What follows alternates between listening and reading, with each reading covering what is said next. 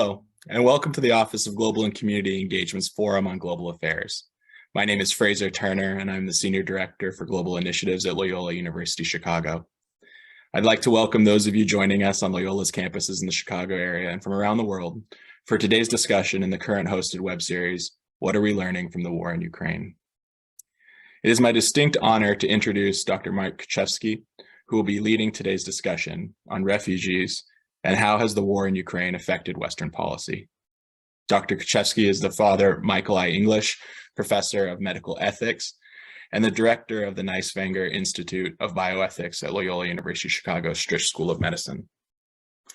Today's web panel is set to be another engaging discussion in Loyola's ongoing webinar series focusing on Ukraine.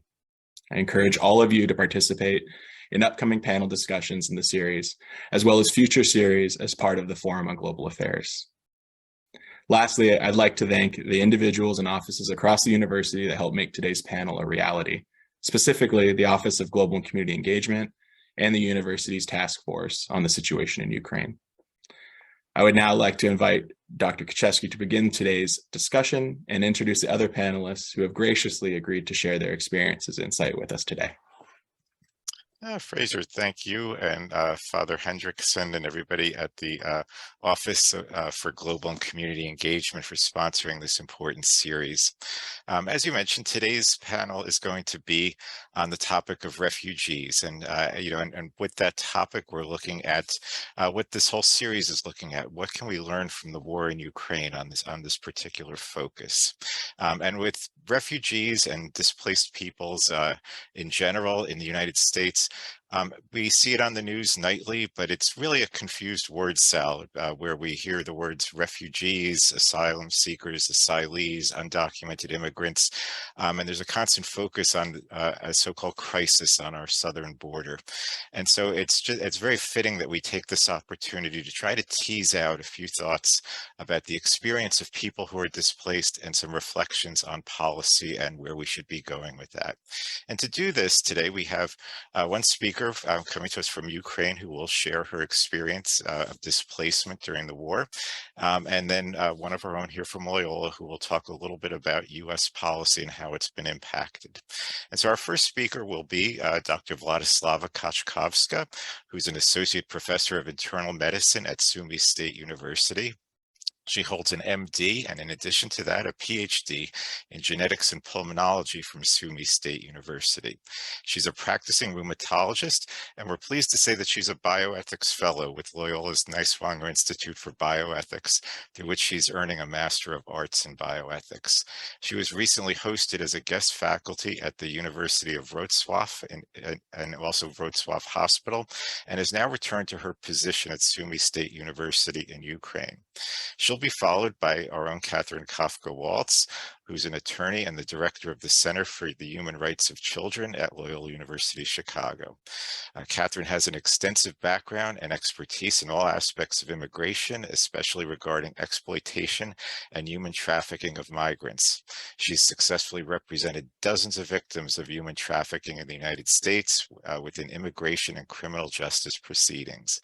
Ms. Kafka-Waltz has provided expert testimony to local, national, and international government bodies and technical assistance, training, and consultation to law enforcement, service providers, task forces and coalitions, government agencies, federal and local law enforcement, and media in the U.S. and internationally on the subject of human trafficking.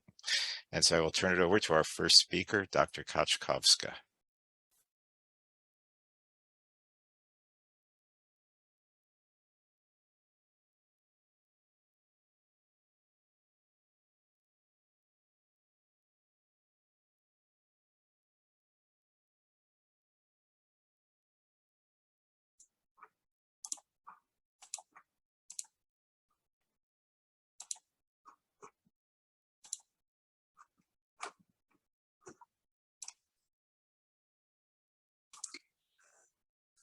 Good afternoon, dear colleagues, dear friends, Professor Mark. Thank you very much for your invitation and the possibility to present my report and share the experience I gained in the recent months of my life. But I want to start my presentation with a generally accepted last slide and say thanks. I just wanted to extend a big thanks to everyone.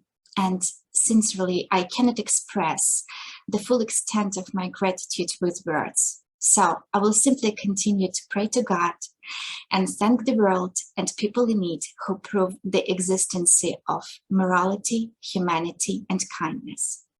One of my favorite authors, Erich Maria Remarque, wrote that you could easily see the brightest people in the darkest times. So I must say that you are the brightest people whom I ever met. And my greatest wish today is that what we are going through now will end with our common victory and never happen again. So now my presentation overview. First of all, I'm going to talk about the general overview on refugee statistics due to the Russian-Ukrainian war. Further, I will move to Poland's healthcare policy changes caused by a large influx of refugees from Ukraine. And lastly, I will share my own experience and personal narrative of how to get positive experiences, new friends, new scientific projects, and perspectives against the refugee status. So, starting from February 24th, one of the biggest crises related to refugees in the entire period of the 21st century began in the world due to the Russian-Ukrainian war. As of 5th of July, according to the official statistic, almost 9 million of people left Ukraine and 8 million people were internally displaced. By 24th of March, more than half of children population had left their homes and 25% of them had crossed the Ukrainian border. Around 90% of all refugees are women, children, older people, and people with disabilities.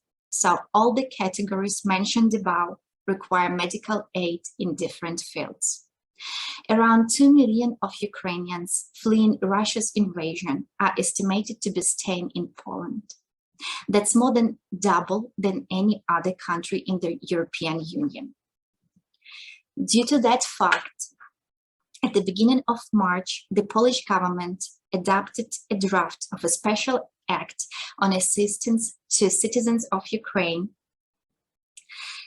their spouses, and they adopted the special law granting Ukrainians and their spouses equal access to the Polish labor market, healthcare, right to education, and other social benefits. Further, I want to concentrate on the healthcare in Poland and how it works for refugee patients. So all Ukrainians who arrived in Poland on February 24th or later are entitled to free medical care on a par with the country's citizens. The right is granted to all citizens of Ukraine, from minor children to elderly. In order to receive medical care, you must have the PESEL number. This is an analog of the Ukrainian identification number or US Social Security number. It provides access to healthcare services on the regular basis and social assistance.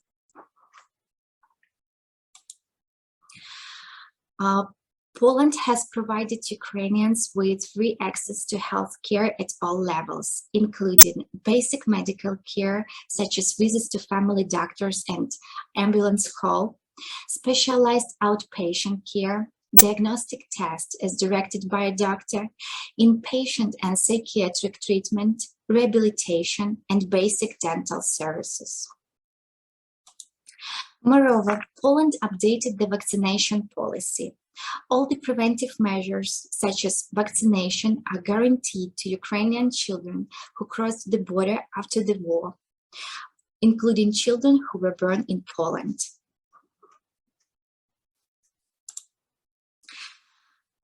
We all know that one of the biggest challenges faced by both doctors and refugee patients is a language barrier.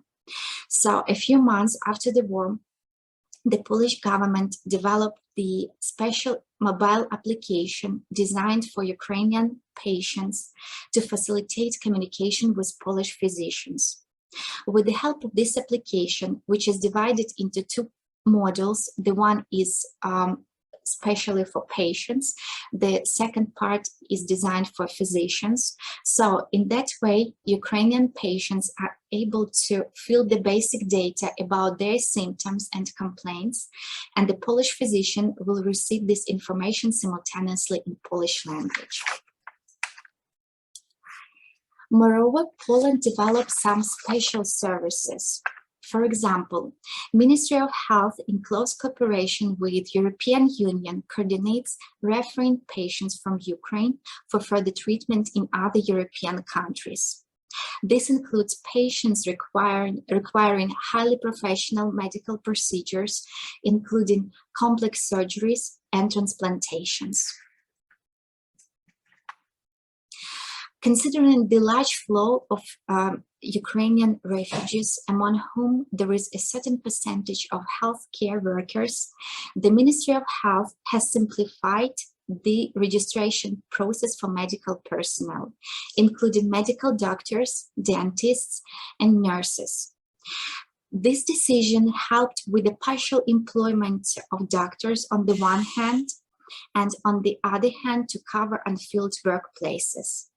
Still, it is a complicated, long-lasting procedure which takes about 6 months, but this system works especially for those professionals who plan to stay for a longer period of time. But sincerely, it was not my plan due to the many reasons. So before I share my personal experience, I want to tell you a little bit about my life before February 24th. Because in general, I think that every time you say the word refugee, you should recognize that every single of them has their own background and some personal tragedy which brought them to this notification. So every morning, I woke up in my beautiful house, looked at my sleeping husband and daughter, and just silently thanked God for this day, for the possibility to hug my relatives, had a productive day, and every evening we enjoy our family dinner. Although I enjoyed my work, communicating with my patients, with my students, our scientific projects, studying at Loyola, sometimes I had a feeling that it's all too complicated for me and I don't have enough time to complete all the tasks. But still every evening with my little Emma, we went for her English or dance classes. And once a week, I attended my ballet classes and intellectual quiz games with the team of my colleagues. But this was all before, in my beautiful city, which is 20 kilometers from the Russian border. What followed next? It was not my life. Occupation, evacuation, moving, shelters, air raid sirens, and the greatest desire to protect my child. Staying in Western Ukraine and being involved in volunteer work, I sent my resume to some European medical universities. And I received the first response in a couple of hours from the Wrocław Medical University with a kind host invitation. My little Emma, my mother, and I, we crossed Ukrainian-Poland border on the 21st of March. Thus, like millions of other Ukrainians, we ended up in Poland. I must say that I was sincerely impressed by the attitude of the Polish people towards us, Ukrainian refugees. From the first steps on the territory of Poland, I felt not just support, but care and love.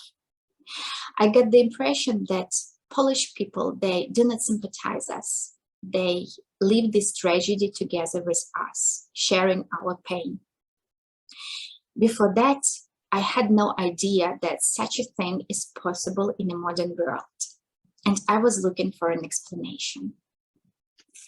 And here, I will show you the following photo from my family album, which dates back to 1926. On it, you can see a 2-year-old boy. This is my grandfather. Behind him stands a handsome man, his father, who actually started our family ties with Poland. In 1921, He, a young soldier in the Ukrainian People's Republic Army, joined the struggle with the Polish army under the command of Joseph Pilsudski against the Russian Red Army for its independence and the occupation of territories. This is how my great-grandfather got to Poland for the first time. My grandfather, this 2-year-old boy, would also be in Poland 17 years after this photo session. He was arrested by Nazis and imprisoned in Auschwitz concentration camp, which is located near Krakow. Luckily, he managed to escape and joined the American soldiers who were passing through that area at that time. And almost a century later, my little Emma and I will be in Poland again because of the same reason of war. I must say that we have many things in common with the Polish people.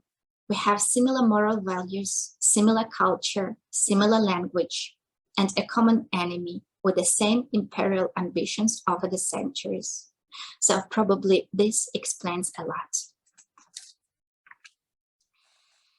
So my path to employment was supported by European Rheumatology Association, which opened a project to support Ukrainian rheumatologists who were forced to leave the country, but have the desire to continue working at European Expert Center. Therefore, thanks to these complex support factors, I managed to continue my teaching activity at the Department of Rheumatology and work as a rheumatologist. But not only that. A large part of my work included working as an interpreter and sometimes as a psychologist, and this job I have never done before with Ukrainian patients, refugees, and patients of various medical profiles. And whenever I ended my conversation with a patient and I saw their smiles, I thought that partially managed to help and was useful. I gained invaluable experience working with refugees and being a refugee simultaneously. I had about 100 patients forcibly displaced from their homes to a foreign country. Perhaps this number is not statistically significant, but practically all of them showed similar behavior pattern. When I entered a medical ward, they were frightened and emotionally withdrawn. And only after the words in a familiar language, "Good afternoon, I'm your doctor from Ukraine, also forcibly displaced, and I'm going to help my Polish colleagues to treat you and will help with your adaptation." After these words, most of the patients started to smile. Some of them burst into tears.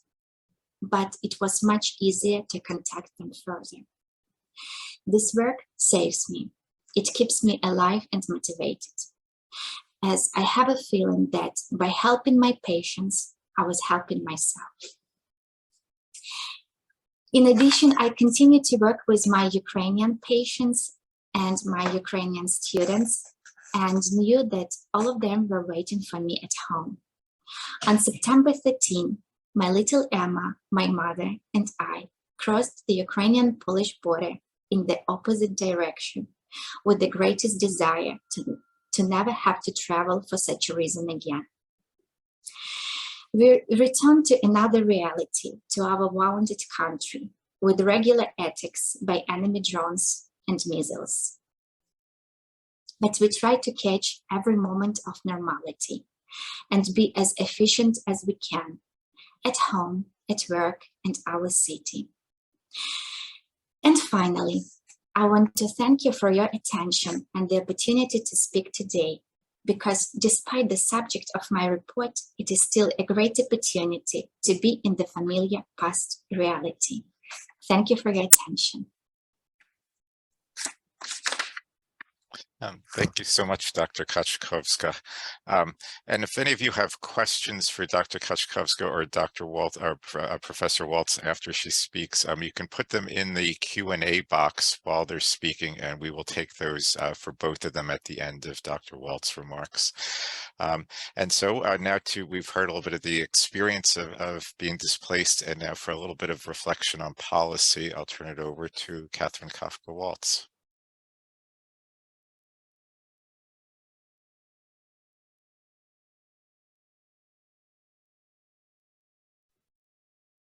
Hello, everyone. I'm so appreciative of this program for so many reasons. And Mark, thank you for that wonderful and also very long introduction. Vladi, you inspired me. My passion around these issues around immigration, migration, the technical, the non-technical, the lived experience also came from my own lived experience as a first-generation immigrant in the United States. And I was actually in Poland visiting family this summer, and they were all in their own ways working also, I wouldn't say working, living with, right, their friends, extended family who were also displaced from the Ukraine, who were in Poland and yearning for their life at home. So I really appreciate your presentation, which, you know, addressed all these professional issues, but really integrated the very human perspective of having to leave your home under these circumstances. So I'm here to provide some background and context for how existing international and domestic human rights law and immigration law and contextualize that around this particular crisis and other crises around the world. I have a very hard time with the ask of you have 15 or 20 minutes of presenting. So I have written remarks that I will also read to keep me in line. And I welcome my colleagues for letting me know if I'm over time. So I apologize if I'm reading. And then I also want to just draw attention to the fact that in this presentation, I'm also not just going to talk about these terms, refugee, displaced persons, how our US policies are responding to those who are displaced by the war in Ukraine, but also what's happening at our own southern border. And hopefully in my presentation, you'll see how those are very much connected. My colleague Sarah Diaz and I were with a group of Loyola law students at the US southern border, both in Arizona and Texas last spring break. We're planning our trip for this spring to work with those who are seeking asylum. And while our southern border is very far from the war in the Ukraine, it is the busiest migration corridor in the world. And it also serves as a physical backdrop and very visceral setting of our own policies of the United States around migration, around refugees, around what that means to be a refugee, legal status, you know, all of those things kind of working in real time. So as you heard today, the Russian, with the earlier presentation, the invasion of the Ukraine marks the start of a new displacement crisis during a time when globally there are more displaced persons in the world since World War II. In the first half of 2021, so this is even before the crisis in the Ukraine, there were more displaced persons ever before in history.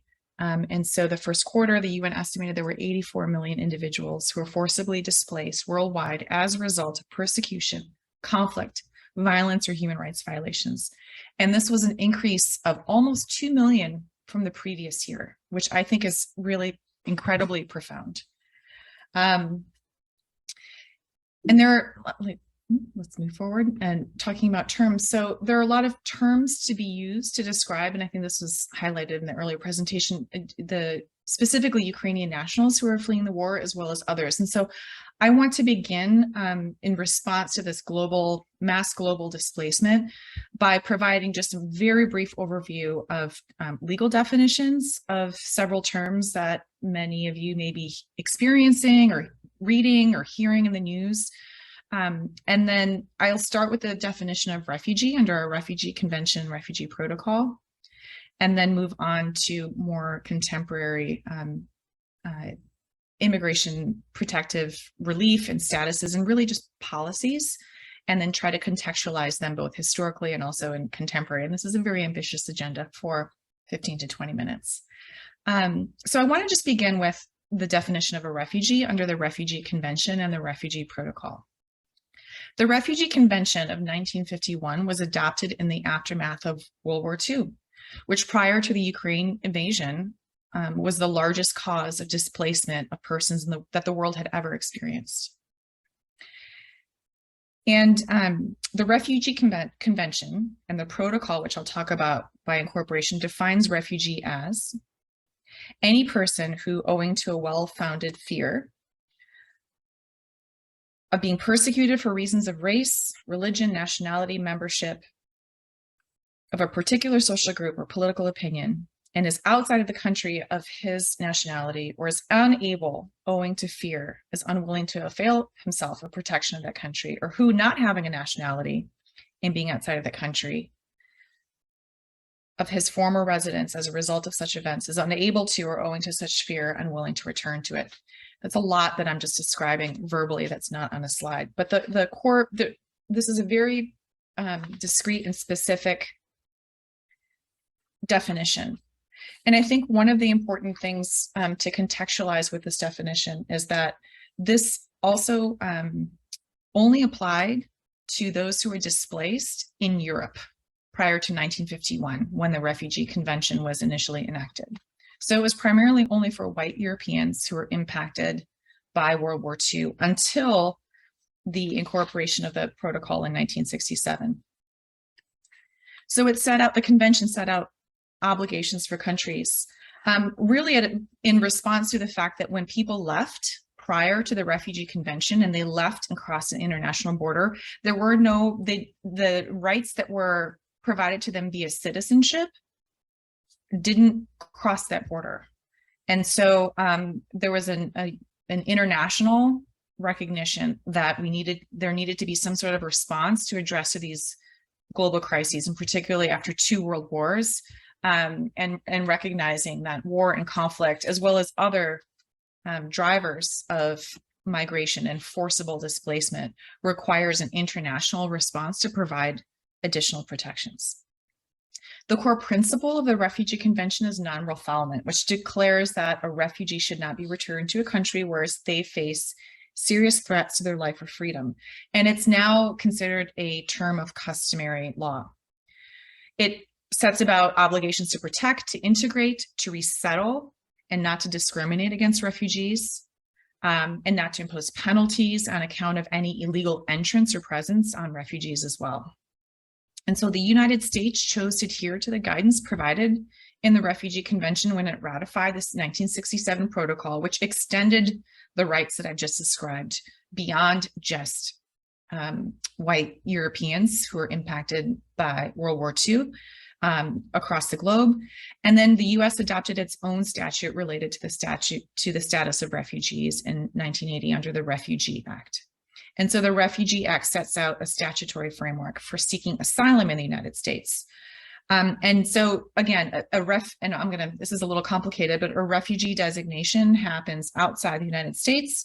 And then those who are seeking asylum occurs for those who are seeking entrance to the United States. So under the US law, a refugee similarly is someone who's located outside of the United States, is of special humanitarian concern to the United States.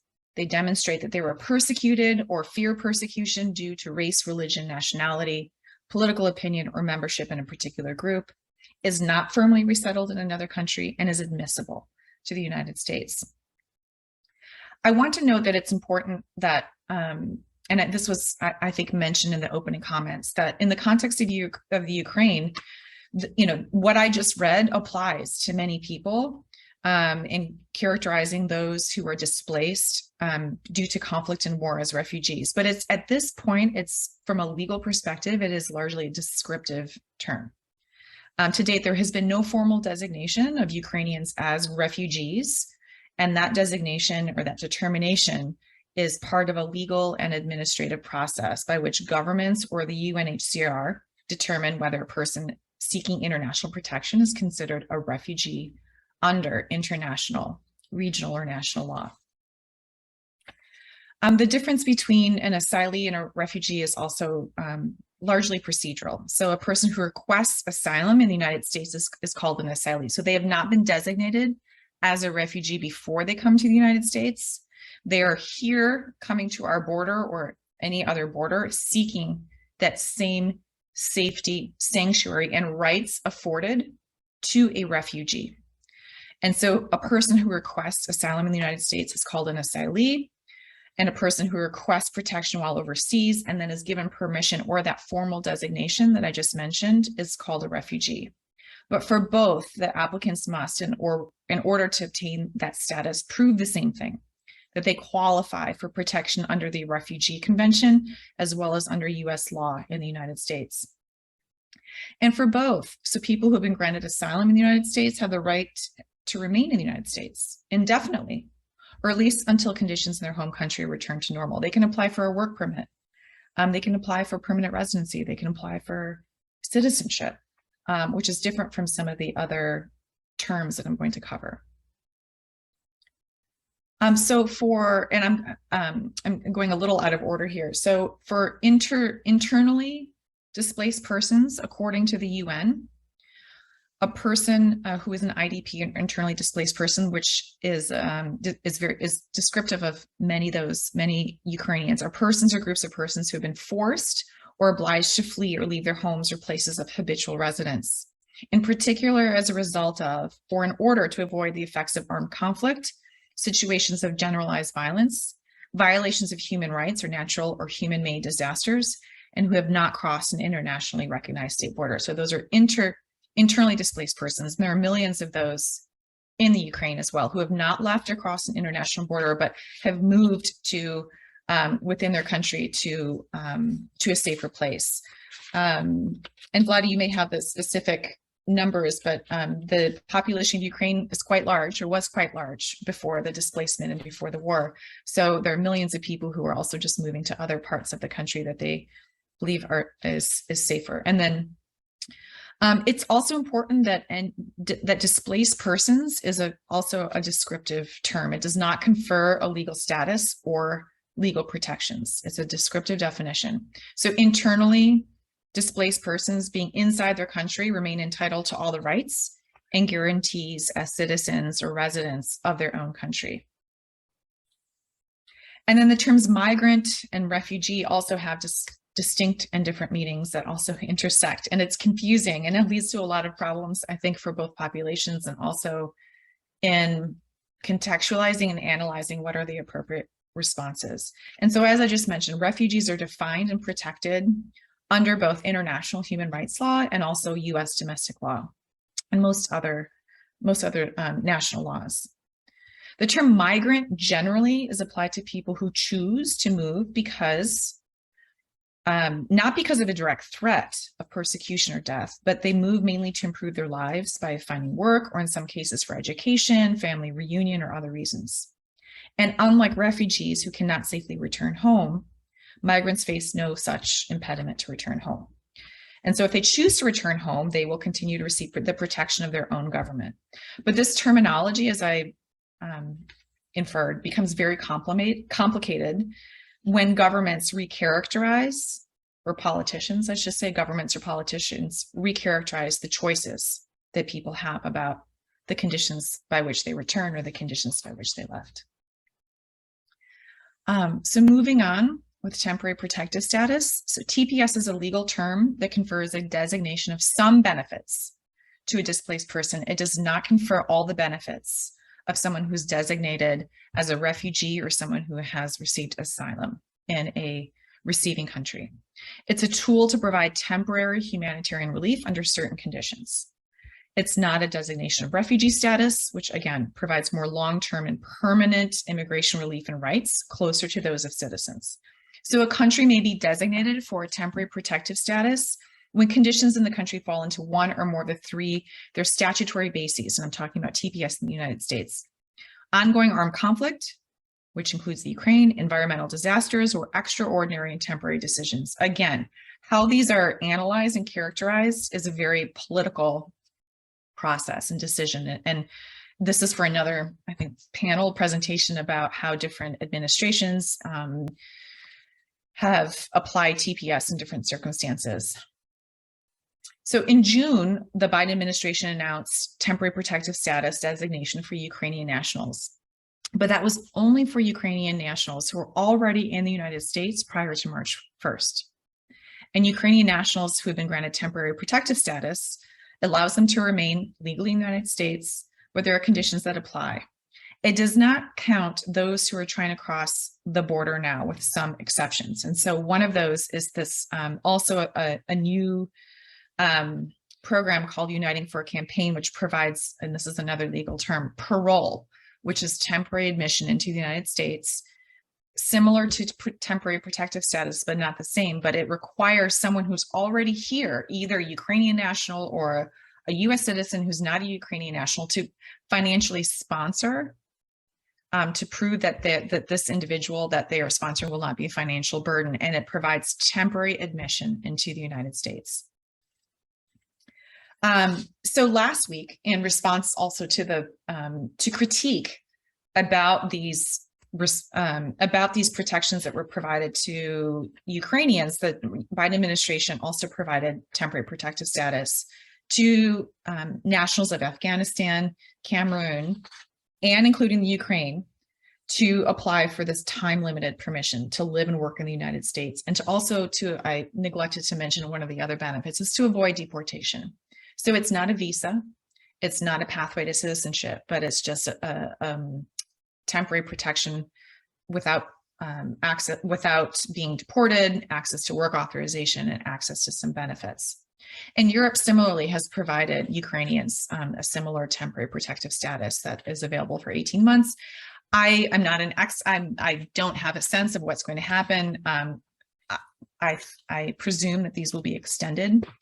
Historically, in the United States, TPS has been provided to other populations, including Central Americans, Haitians, and often those have been extended. But as we saw, because it's a policy, it's not a law, it's temporary, that those protections can be taken away based on, again, the politics, the tenor of the time of particular administration. So under the Trump administration, one of the kind of guiding policies there was to eliminate temporary protective status because of what was going on politically. So I just want to stress again that the parole and then TPS is not a long-term status. It's not permanent residency or citizenship, similar to asylum and refugee status. It is temporary. So what happens what happens in the U.S. when someone comes through the border now is still a bit unclear. And so, for obvious reasons, most Ukrainian nationals, including the prior speaker, Vladi, are choosing to go to countries with closer proximity, but that may not be sustainable depending on how long the war continues. And so this is something that's really important to consider. Also, contextually, I also wanted to talk about, when we talk about refugee and asylum generally, I wanted to provide a visual of US refugee admissions and refugee resettlement over the years. And so this is a slide from the Migration Policy Institute that provides a number of those who were admitted and resettled. And also what are annual ceilings, which is also a political decision. This is a policy decision by the executive branch where they say, this year we're going to admit this many refugees, this year we're going to admit X number, or during the course of the administration. And this is a moving target. And I think this, in comparison to the statistics that I just provided about, we are in a global crisis of the most displaced persons ever in our human history. I think this says a lot in the fact that our refugee law is not adaptive to the current crises and needs and reasons for displacement of human beings and members of our human family on this planet, whether it's a recognized conflict, whether it's climate change, whether it's economic deprivation, racism, poverty, or other reasons. And I'll talk a little bit more about that.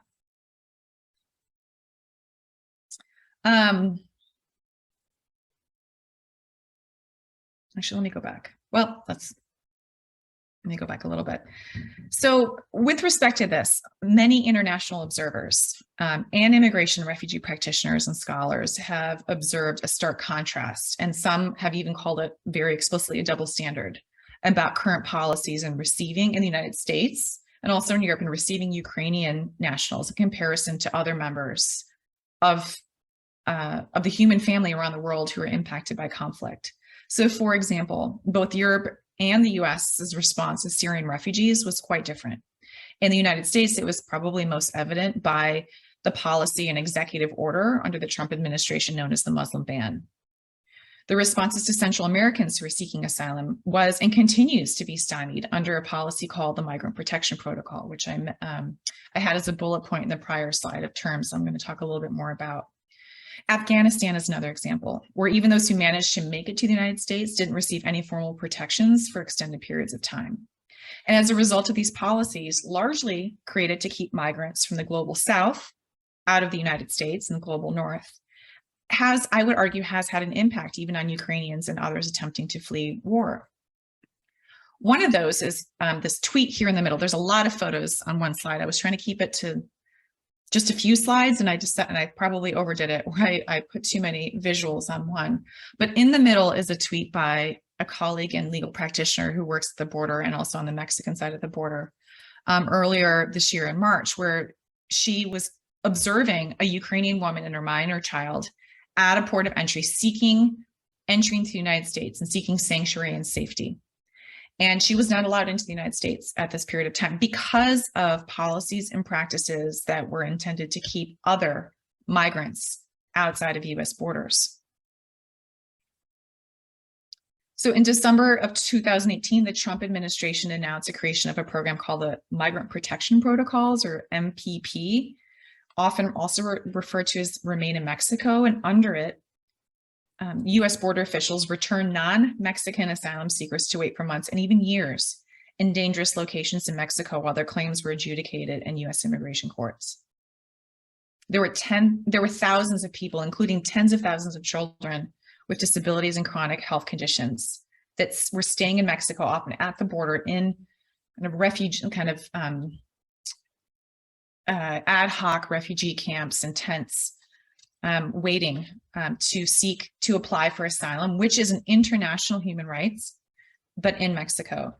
And the gravity of the human rights abuses that occurred as a result of this policy, including not allowing entry of Ukrainian nationals who were fleeing war, has prompted significant investigations, appeals for legislative action, and challenges by many civil and human rights organizations throughout the United States and also the region. For example, there have been over 1,000 publicly reported cases of murder, rape, torture, kidnapping, and assault against those who have been subjected by this MPP policy.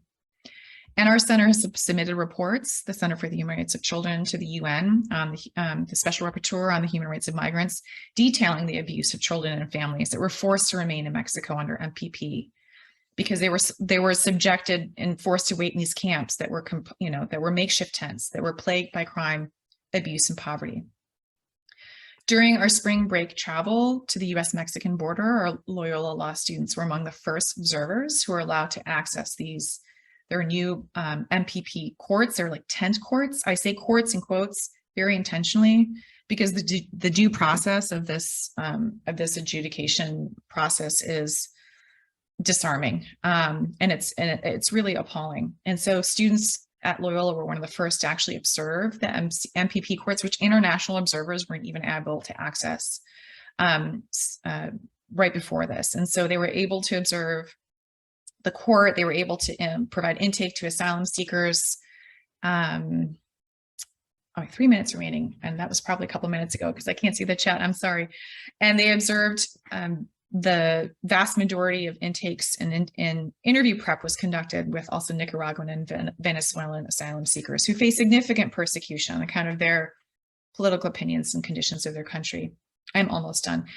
In sense, also the students observed that the US falls radically short of basic due process protections, including this principle of non-refoulement, of sending people back to Mexico despite findings that they would be prosecuted, despite findings that they would experience difficult conditions.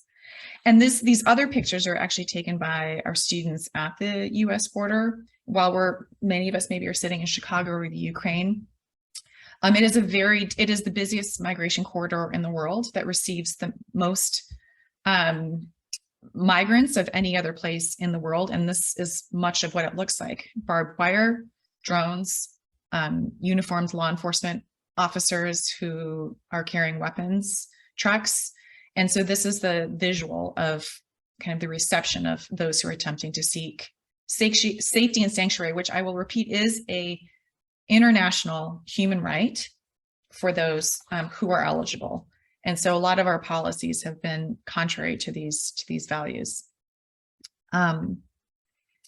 Here's another slide of just drawing some, I just want to draw attention to the disparate kind of way that certain migrants from different parts of the world have been received.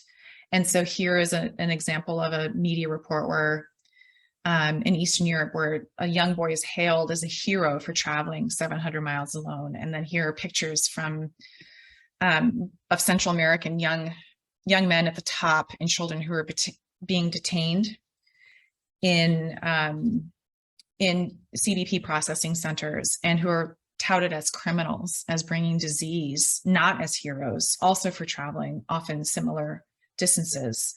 And as context, U.S. Customs Border Protection carried out thousands of child detentions a day, almost 500,000 in the last 4 years, many who were held for over 72 hours or more at the border, which is contrary to our own laws.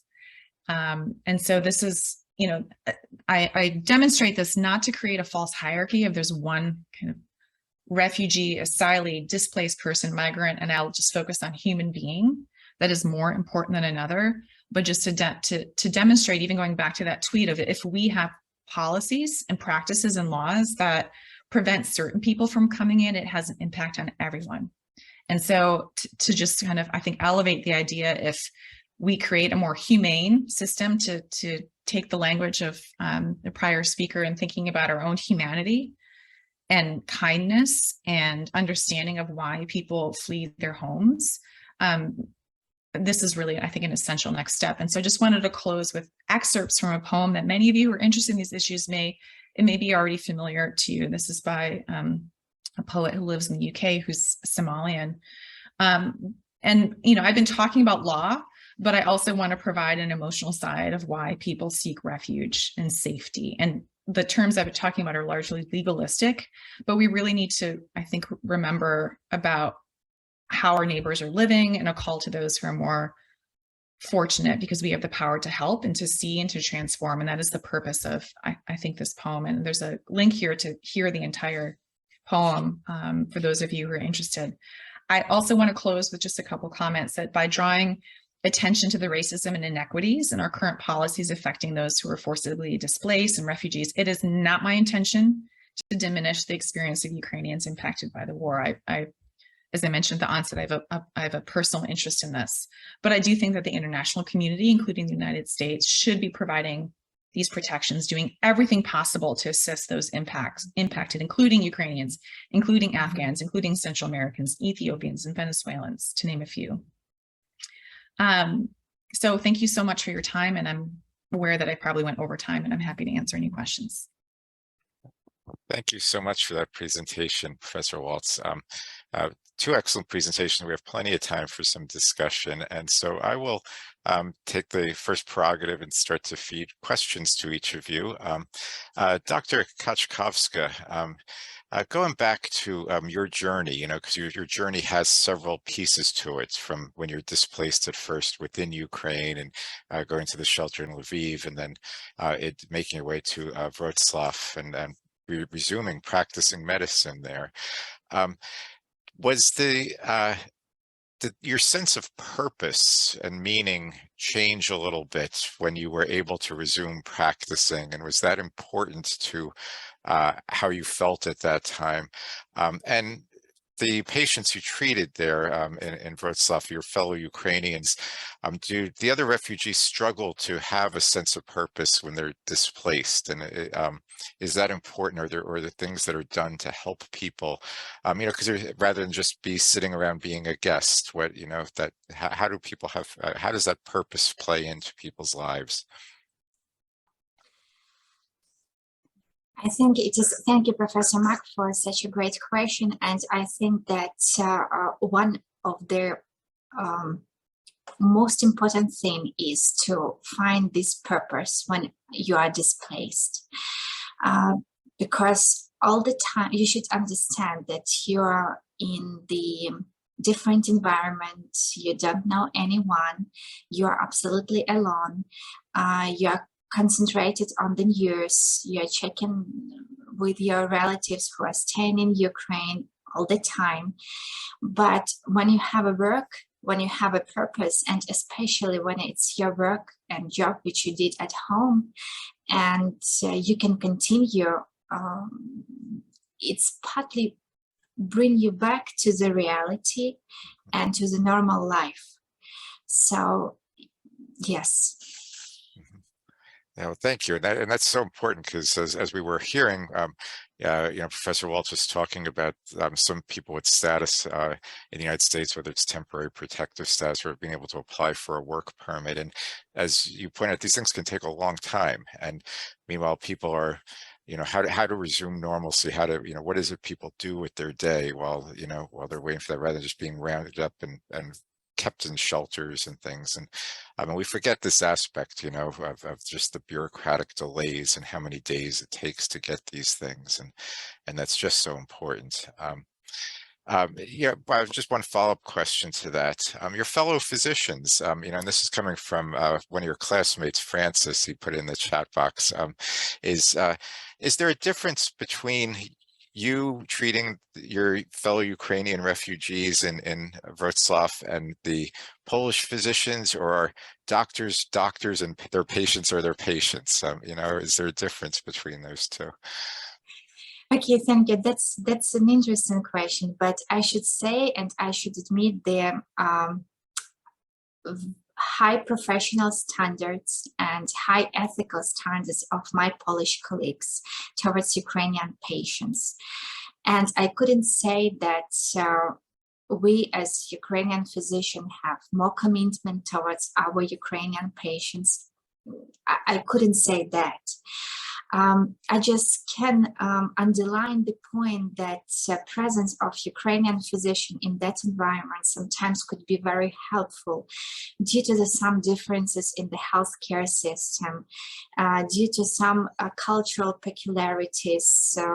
So I hope that I was helpful there, but I couldn't say that I had more commitment towards my patient than my Polish colleagues. Mm-hmm.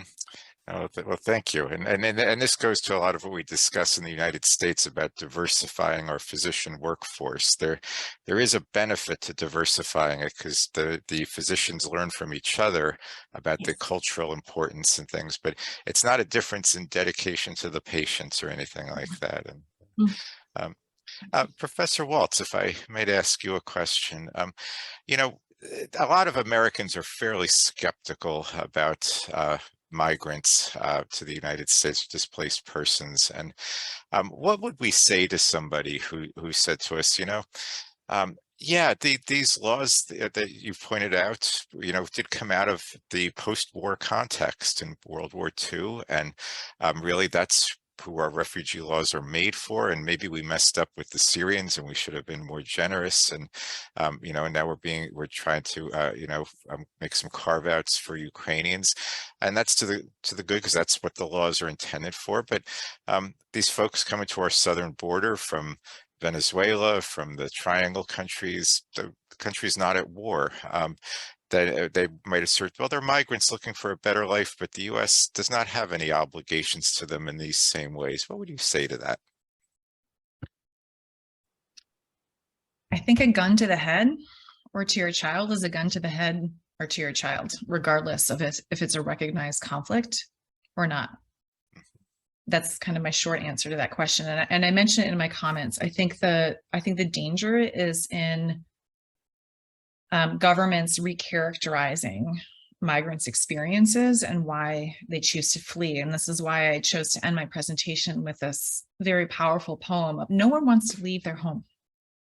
We would all prefer to stay home. I mean, even the earlier presentation, we would all prefer to stay in our community where we know our language, where we're close to friends, our family. And so the notion that we can recharacterize someone's attempt to seek sanctuary and cross multiple borders is something else, I think is something that we need to spend some more time on. And I also, this is maybe controversial, but as a lawyer, I think sometimes the law is even more limited in that. And I think it requires kind of a normative and cultural change and that proximity, right? So what Dr. Kuczewski was talking about, this proximity between her and her Polish colleagues, the proximity of our law students at the border, hearing the experiences of those who are traveling, the proximity of those who are going to airports to provide support after the Muslim ban, and hearing why they intended to travel. And so I'm hopeful in that sense that I think our students in particular are really looking for those types of experiences. So I hope I've answered your question satisfactorily.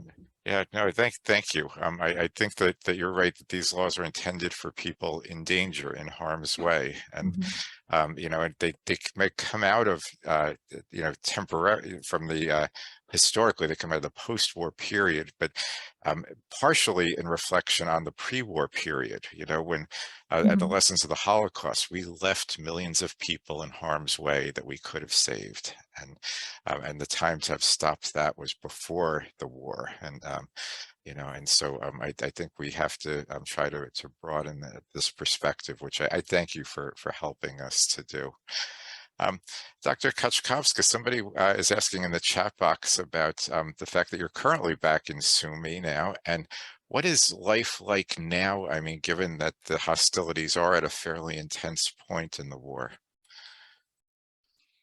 Due to the fact that it was a massive attack on the infrastructure objects, we have interruptions with the electricity and water supplies, but we use some alternatives at the hospital and at the university, so we continue to work. And that's I think it's not the worst thing which can happen to us in this situation, so we can live without light for a couple of hours a day. But now I'm at work because I have no electricity at home, so it's a good opportunity to work more. We're trying to find the positive sides in every situation, so that is life now. Thank you.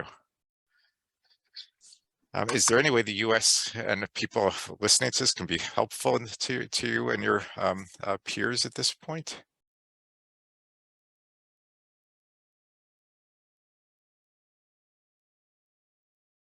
And that's for you, Vlada.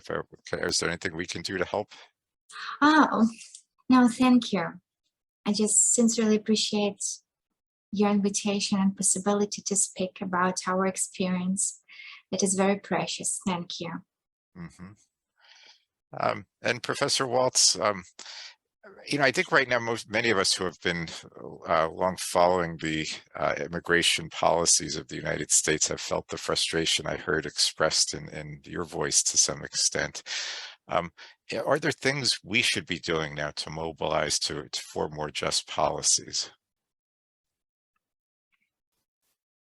That is an excellent question, and you're right. I will start with just being completely honest in your intro of just being tired and frustrated, and there hasn't been much movement.